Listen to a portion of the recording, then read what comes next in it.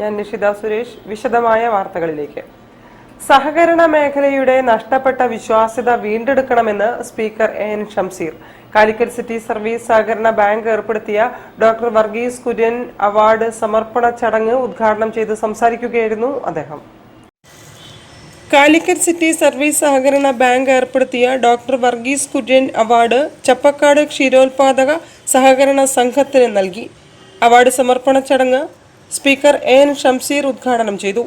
സഹകരണ മേഖല ഇപ്പോഴത്തെ നിലയിലായത് ചില തെറ്റായ ശീലങ്ങൾ കടന്നുകൂടിയതുകൊണ്ടാണെന്നും ജീവനക്കാർ ഉൾപ്പെടെയുള്ളവർ ഇരിക്കുന്ന കൊമ്പ് മുറിക്കാൻ ശ്രമിക്കരുതെന്നും സ്പീക്കർ പറഞ്ഞു.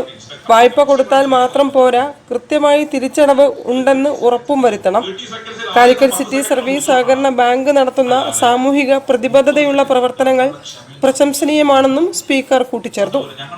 MVR cancer centre chairman CN Vijayakrishnan ഉപഹാര സമർപ്പണം നടത്തി. ബാങ്ക് ചെയർപേഴ്സൺ പ്രീമ മനോജ് ചടങ്ങിൽ അധ്യക്ഷം വഹിച്ചു. ക്ഷീരവികസന വകുപ്പ് deputy director Bobby Peter, Chappakkad ക്ഷീരോത്പാദക സഹകരണ സംഘം president SV Selvan, city SBC vice chairman K Srinivasan, ഡയറക്ടർമാരായ A Jayaprakash, A Sivadas, TM Velayudhan, general manager Saju James, സഹകരണ സംഘം അസിസ്റ്റന്റ് രജിസ്ട്രാർ രജിത തുടങ്ങിയവർ പ്രസംഗിച്ചു. സഹകരണ മേഖല തന്നെ ഒന്നാകെ പ്രശ്നങ്ങളിലൂടെ കടന്നു പോകുമ്പോൾ അതിലേറെ ബുദ്ധിമുട്ടുകൾ ക്ഷീരസഹകരണ സംഘങ്ങൾ അനുഭവിക്കുന്നുണ്ട്.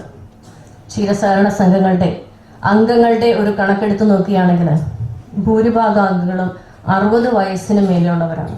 അതിൽ തന്നെ നമുക്ക് മനസ്സിലാക്കാം ക്ഷീരസഹകരണ സംഘങ്ങളുടെ നിലനിൽപ്പിൽ അവർ അനുഭവിച്ചു പോകുന്ന ഒരു പ്രതിസന്ധി.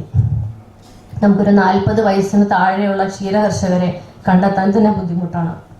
ഇപ്പോൾ പുതിയ അമെൻമെന്റ് വന്നപ്പോൾ സഹകരണ സംഘങ്ങളുടെ ഒരു ഭരണസമിതി അംഗം 40 വയസ്സിന് താഴെയുള്ളതെന്ന് റിസർവ് ചെയ്തിട്ടുണ്ട്. പക്ഷേ പല ക്ഷീരസഹകരണ സംഘങ്ങളിലും നമുക്ക് ആ ഒരു സ്ലോട്ട് ഫുൾഫിൽ ചെയ്യാനായിട്ട് ആൾക്കാരെ കിട്ടുന്നില്ല.